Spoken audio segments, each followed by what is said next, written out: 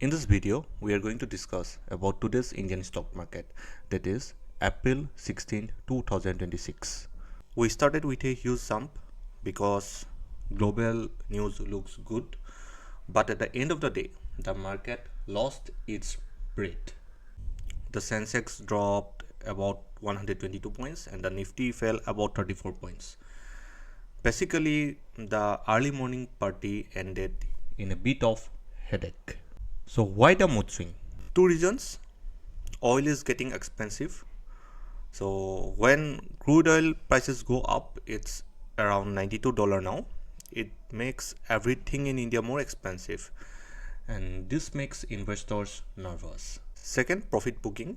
Since prices start high this morning, many people decided to sell their stocks and take their cash home. Now let's talk about the losers. Big banks like HDFC had a rough day. Since banks are the heart of the market, they struggle keep the whole market down. Now the good news. Tata Power and Adani did great. They both the stock did great. Adani Enterprises was the star. It jumped over 3% because they are doing big things in copper and roads. Basically, the old companies are struggled and the new companies are flying high. Now the safe line for the market is 24,050.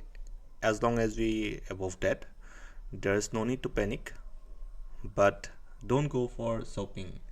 Just wait. Focus on infrastructure and clean energy stocks, and there's where the money is moving right now. What do you think? Is just a dip or a bigger problem? And for me, if the market goes below 24,050, put will be better.